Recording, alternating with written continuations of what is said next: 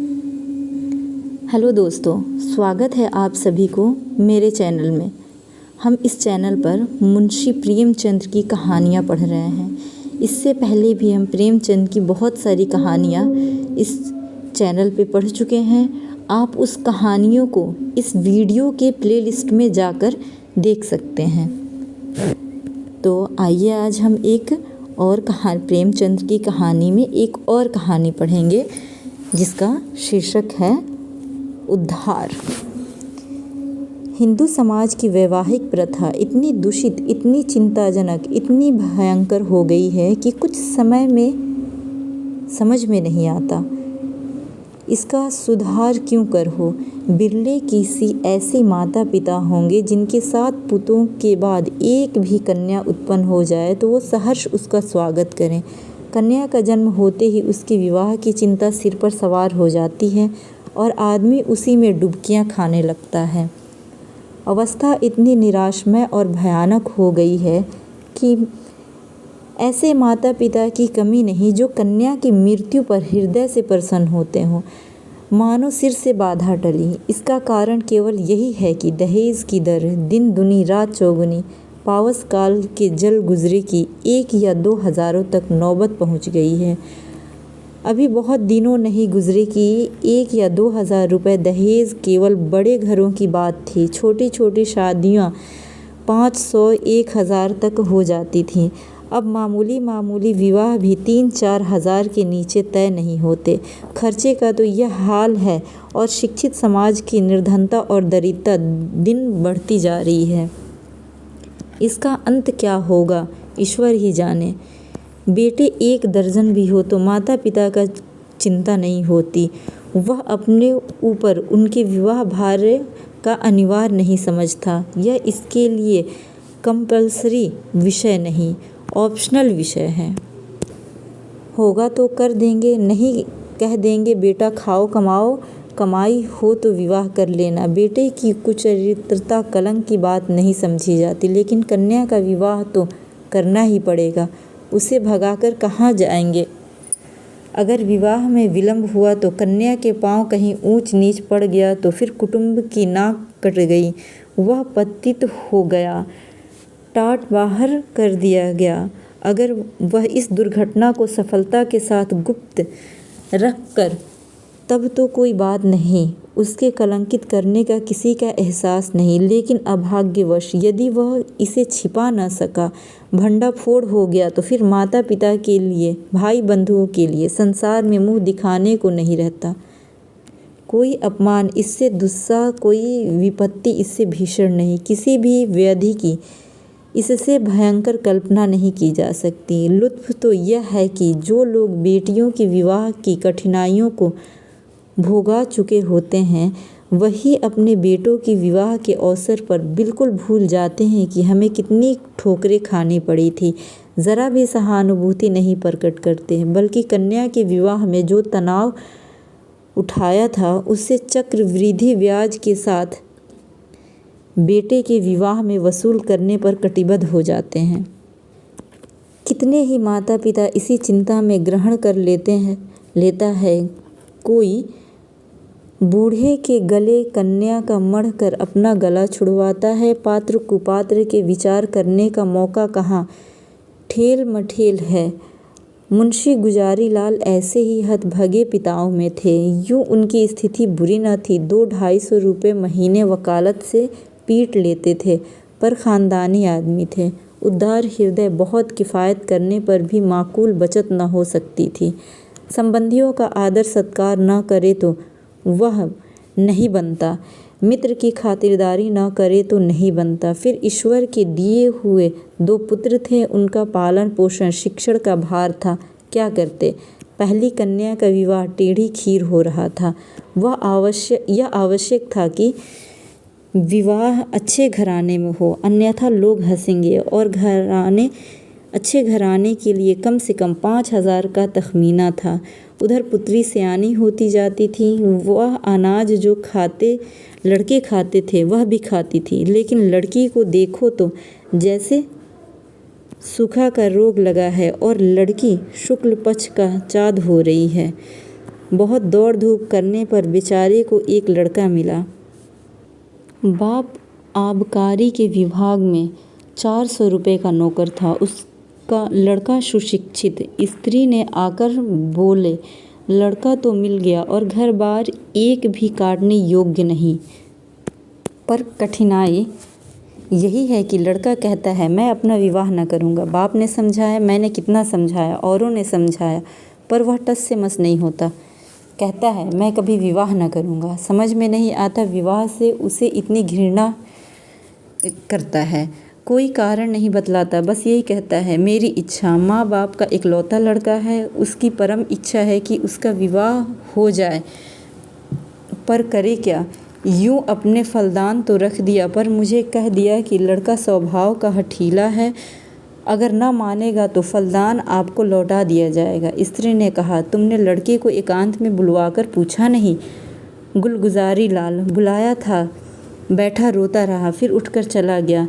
तुमसे क्या कहूँ, उसके पैर पर गिर पड़ा, लेकिन बिना कुछ कहे उठकर चला गया। स्त्री, देखो इस लड़की के पीछे क्या क्या झेलना पड़ता है। गुलगुजारी लाल, कुछ नहीं, आजकल के लौंडे सैलानी होते हैं। अंग्रेजी पुस्तकों में पढ़ते हैं कि विलायत में कितने ही लोग अविवाहित रहना ही पसंद करते हैं। बस यही सनक सवार हो जाती है कि निद्वंद रहने में ही जीवन की सुख और शांति है। जितनी मुसीबतें हैं वह सब विवाह में ही हैं। मैं भी कल कॉलेज में था, तब सोचा करता था कि अकेला रहूँगा और मज़े से सैर सपाट करूँगा। स्त्री, है तो वास्तव में बात यही। विवाह ही तो सारी मुसीबतों की जड़ है। तुमने विवाह न किया होता तो क्यों ये चिंताएं होती। मैं भी कुंवारी रहती तो चैन करती। इसके 1 महीने बाद मुंशी गुजारी लाल के पास वर ने यह पत्र लिखा। पूज्यवर, सादर प्रणाम। मैं आज बहुत असमंजस में पड़कर यह खत लिखने का साहस कर रहा हूँ। इस दृष्टा को क्षमा कीजिएगा। आपके जाने के बाद मेरे पिताजी और माताजी दोनों मुझ पर विवाह करने के लिए नाना प्रकार से दबाव डाल रहे हैं। माताजी रोती हैं, पिताजी नाराज़ होते हैं। वह समझते हैं कि मैं अपनी ज़िद के कारण विवाह से भागता हूँ। कदाचित उन्हें यह भी संदेश हो रहा है कि मेरा चरित्र भ्रष्ट हो गया है। मैं वास्तविक कारण बताते हुए डरता हूँ कि इन लोगों को दुख होगा और आश्चर्य नहीं कि शोक में उनके प्राणों पर ही बल बन जाए। इसलिए अब तक मैंने जो बात गुप्त रखी थी वह आज विवश होकर आपसे प्रकट करता हूँ और आपसे यह सग्रह निवेदन करता हूँ कि आप इसे गोपनीय समझिएगा और किसी दशा में भी उन लोगों के कानों में इसकी भनक न पड़ने दीजिएगा। जो होना है वो तो होगा है, पहले ही से क्यों इसे शोक में डुबाऊं। मुझे 5-6 महीने से यह अनुभव हो रहा है कि मैं क्षय रोग से ग्रसित हूँ। उसके सभी लक्षण प्रकट होते जाते हैं। डॉक्टर भी यही राय है। यहाँ सभी अनुभवी जो डॉक्टर हैं उन दोनों ही से मैंने अपनी आरोग्य परीक्षा कराई और दोनों ने ही स्पष्ट कहा है कि तुम्हें सील है। अगर माता पिता से यह कह दूं तो वह रो रो कर मर जाएंगे। जब यह निश्चय है कि मैं संसार में थोड़े ही दिनों का मेहमान हूँ तो मेरे लिए विवाह की कल्पना करना भी पाप है। संभव है कि मैं विशेष प्रयत्न करके 1-2 साल जीवित रहूँ, पर वह दशा और भी भयंकर होगी, क्योंकि अगर कोई संतान हुई तो वह भी मेरे संस्कार के अकाल मृत्यु पाएगी और कदाचित स्त्री को भी इस रोग राक्षस का भयस्य बना पड़े। मेरे अविवाहित रहने से जो भी बीतेगी मुझ पर बीतेगी। विवाहित हो जाने से मेरे साथ और कई जीवों का नाश हो जाएगा। इसलिए आपसे मेरी प्रार्थना है कि मुझे इस बंधन में डालने के लिए आग्रह न कीजिए, अन्यथा आपको पछताना पड़ेगा। सेवक हजारी लाल। पत्र पढ़कर गुजारी लाल ने स्त्री की ओर देखा और बोला, इस पत्र के विषय में तुम्हारा क्या विचार है। स्त्री, मुझे तो ऐसा मालूम होता है कि इसने बहाना रचा है। गुजारी लाल, बस ठीक यही मेरा भी विचार है। उसने समझा कि बीमारी का बहाना कर दूंगा तो आप ही हट जाएंगे। असल में बीमारी कुछ नहीं, मैंने तो देखा ही था, चेहरा चमक रहा था। बीमार का सा मुँह छिपा नहीं रहता। स्त्री, राम नाम लेके विवाह करो। कोई किसी का भाग्य थोड़ी ही पढ़े बैठा है गुजारी लाल, यही तो मैं भी सोच रहा हूँ। स्त्री: न हो किसी डॉक्टर से लड़के को दिखाओ, कहीं सचमुच वह बीमार हो तो बेचारा अम्बा कहीं की न रहेगी। गुजारी लाल: तुम भी पागल हो क्या? सब हीले हवाले हैं। इन छोकरों के दिल का हाल मैं खूब जानता हूँ। सोचता होगा अभी सैर सपाटे कर रहा हूँ, विवाह हो जाएगा तो यह गुलछर्रे कैसे उड़ाएंगे। स्त्री: तो शुभ मुहूर्त देकर लगन भिजवाने की तैयारी करो। हजारी लाल बड़े धर्म संदेह में था। उसके पैर में ज़बरदस्ती विवाह की बेड़ी डाली जा रही थी और वह कुछ न कर सकता था। उसने ससुर का अपना कच्चा चिट्ठा कह सुनाया, मगर किसी ने उसकी बातों पर विश्वास न किया। माँ बाप ने अपनी बीमारी का हाल कहने का उसे साहस न होता था। न जाने उसके दिल पर क्या गुजरे, न जाने क्या कर बैठे। कभी सोचता किसी डॉक्टर की शहादत लेकर ससुर के पास भेज दूं, मगर फिर ध्यान आता यदि उन लोगों को उस पर भी विश्वास न आया तो। आजकल डॉक्टरी से सनद लेना कौन सा मुश्किल काम है। सोचेंगे किसी डॉक्टर को कुछ दे दिलाकर लिखा लिया होगा। शादी के लिए तो इतना आग्रह हो रहा था। उधर डॉक्टरों ने स्पष्ट कह दिया था कि अगर तुमने शादी की तो तुम्हारा जीवन सूत्र और भी निर्बल हो जाएगा। महीनों की जगह दिनों में वारा न्यारा हो जाने की संभावना है। लगन आ चुकी थी, विवाह की तैयारियां हो रही थी, मेहमान आते जाते थे और हजारी लाल घर से भागा भागा फिरता था। कहाँ चला जाऊं, विवाह की कल्पना ही उसके प्राण सूख जाते थे। आह, उस अबला की क्या गति होगी। जब उसे यह बात मालूम होगी तो वह मुझे अपने मन में क्या कहेगी। कौन इस पाप का प्रायश्चित करेगा। नहीं, उस अबला पर घोर अत्याचार न करूँगा, उसे वैधव्य की आग में न जलाऊँगा।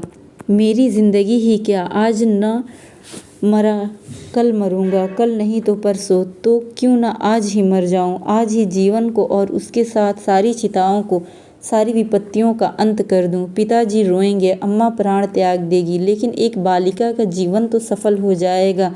मेरे बाद कोई अभागा अनाथ तो न रोएगा। क्यों न चलकर पिताजी से कह दूं। वह 1-2 दिन दुखी रहेंगे, अम्मा जी 2-1 रोज शोक में निराहार रह जाएगी। कोई चिंता नहीं, अगर माता पिता के इतने कष्ट से एक युवती की प्राण रक्षा हो जाए तो क्या छोटी बात है।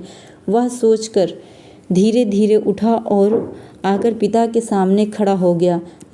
रात के 10 बज गए थे। बाबू दरबारी लाल चारपाई पर लेटे हुए हुक्का पी रहे थे। आज उन्हें सारा दिन दौड़ते गुजरा था। शामियाना तय किया, बाजे वाले को बायना दिया, आतिशबाजी फुलवारी आदि का प्रबंध किया। घंटों ब्राह्मणों के साथ सिर मारते रहे। इस वक्त जरा कमर सीधी कर रहे थे कि सहसा हजारी लाल को सामने देखकर चौंक पड़े। उनका उतरा हुआ चेहरा, सजल आंखों और कुंठित मुंह देखा तो कुछ चिंतित हो गए। क्यों लालू, तबीयत तो ठीक है ना? कुछ उदास मालूम होते हो।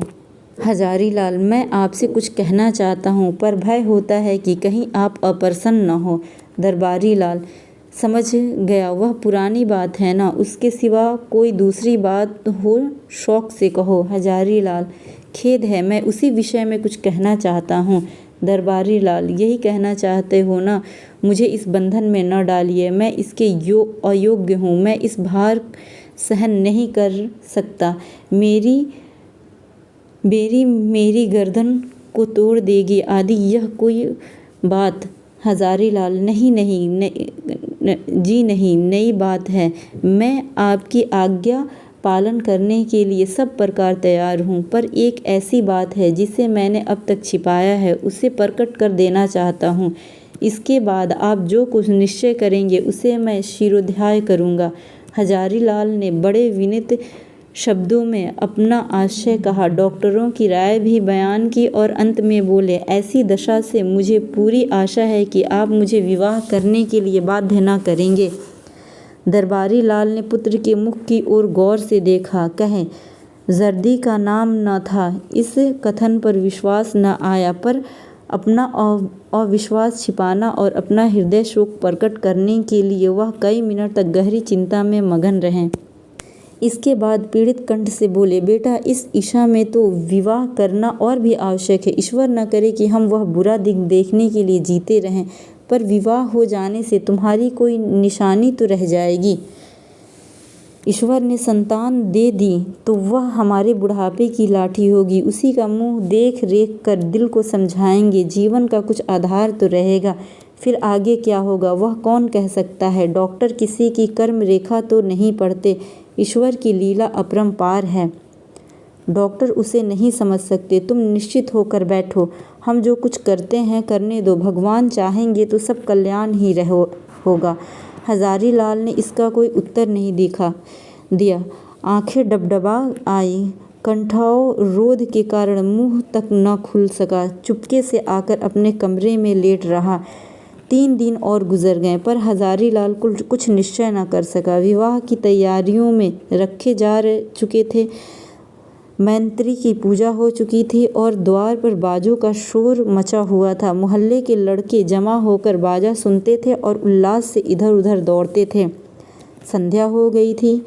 बारात आज रात की गाड़ी से जाने वाली थी। बारातियों ने अपने वस्त्रभूषण पहनने शुरू कर दिए। कोई नाई से बाल कटवाता था, कोई चाहता था कि खत ऐसा साफ हो जाए मानो वहाँ बाल कभी थे ही नहीं। बूढ़े अपने पके बाल को उखड़वा कर जवान बनने की चेष्टा कर रहे थे। तेल साबुन उत्पन्न की लूटी मची हुई थी और हजारीलाल बगीचे में एक वृक्ष के नीचे उदास बैठा हुआ सोच रहा था, क्या करूं? अंतिम निश्चय की घड़ी सिर पर थी। अब एक क्षण भी विलंब करने का मौका न था। अपनी वेदना किससे कहें, कोई सुनने वाला न था। उसने सोचा, हमारे माता पिता कितने अदूरदर्शी हैं। अपनी उमंग में इन्हें इतना भी नहीं सूझता कि वधू पर क्या गुजरेगी। वधू के माता पिता कितने अदूरदर्शी हैं। अपनी उमंग में भी इतने अंधे हो रहे हैं कि देख कर भी नहीं देखते, जान कर नहीं जानते। क्या यह विवाह है? कदापि नहीं। यह तो लड़की का कुएं में डालना है, भाड़ में झोंकना है, कूंद छुरे से रेतना है। कोई यातना इसकी दुस्सह कर अपनी पुत्री वैद्यक से अग्निकुंड में डाल देते हैं। यह माता पिता हैं? कदापि नहीं। यह लड़की के शत्रु हैं, कसाई हैं, बाधिक हैं, हत्यारे हैं। क्या इनके लिए कोई दंड नहीं? जो जानबूझकर अपनी प्रिय संतान के खून से अपने हाथ रंगते हैं, उसके लिए कोई दंड नहीं। समाज भी उन्हें दंड नहीं देता, कोई कुछ नहीं कहता। हाय! यह सोचकर हजारीलाल उठा और एक ओर चुपचाप चल दिया। उसके मुख पर तेज छाया हुआ। उसने आत्म बलिदान से इस कष्ट का निवारण करने का दृढ़ संकल्प कर लिया। उसे मृत्यु का लेश मात्र भी भय न था। वह उस दशा का पहुँच गया जब सारी आशाएं मृत्यु पर ही विलंबित हो जाती हैं। उस दिन से फिर किसी को हजारीलाल की सूरत नहीं दिखी। मालूम नहीं ज़मीन खा गई या आसमान। नदियों में जाल डाले गए, कुओं में बांस पड़ गए, पुलिस में हुलिया गया, समाचार पत्रों में विज्ञप्ति निकाली गई, पर कहीं पता न चला। कई हफ्ते बाद छावनी रेलवे पर 1 मील पश्चिम की ओर सड़क पर कुछ हड्डियां मिली। लोगों का अनुमान हुआ कि हजारीलाल ने गाड़ी के नीचे दबकर जान दी, पर निश्चित रूप से कुछ न मालूम हुआ। भादों का महीना था और तीज का दिन था। घरों में सफाई हो रही थी। सौभाग्यवती रमणियां 16 श्रृंगार किए गंगा स्नान करने जा रही थी। अम्बा स्नान करके लौट आई थी और तुलसी के कच्चे चबूतरे के सामने खड़ी वंदना कर रही थी। पति गृह में उसे यह पहली ही तीज थी। बड़ी उमंगों से व्रत रखा। सहसा अपने पति के अंदर आकर उससे सहसा नेत्रों से देखा और बोली, मुंशी दरबारी लाल तुम्हारे कौन होते हैं? यह उनके यहाँ से तुम्हारे लिए तीज पठौनी आई है। अभी डाकिया दे गया है। यह कहकर उसने एक पार्सल चारपाई पर रख दिया। दरबारी लाल का नाम सुनते ही अम्बा की आंखें सजल हो गईं। वह लपकी हुई आई और पार्सल स्मृतियाँ जीवित हो गईं। हृदय में हजारीलाल के प्रति श्रद्धा का एक उद्गार सा उठ पड़ा। आह, यह उसी देवात्मा के आत्म बलिदान का पुनीत फल है कि मुझे यह दिन देखना नसीब हुआ। ईश्वर उसे सद्गति दे। वह आदमी नहीं देवता थे जिसने अपने कल्याण के निमित्त अपने प्राण तक समर्पण कर दिया। पति ने पूछा, दरबारी लाल तुम्हारी चचा हैं? अम्बा, हाँ। पति, इस पत्र में हजारी लाल का नाम लिखा है। यह कौन है? अम्बा, यह मुंशी दरबारी लाल के बेटे हैं। पति, तुम्हारे चचेरे भाई? अम्बा, नहीं, मेरे परम दयालु उद्दक जीवनदाता, मुझे अथाह जल में डूबने से बचाने वाले, मुझे सौभाग्य का वरदान देने वाले। पति ने इस भाव कहा मानो कोई भूली हुई बात याद आ गई हो। आह, मैं समझ गया, वास्तव में वह मनुष्य नहीं देवता थे। तो आपको ये कहानी कैसी लगी आप मुझे कमेंट करके बताएं। वीडियो अच्छी लगे तो लाइक करें, शेयर करें, चैनल को सब्सक्राइब करें। धन्यवाद।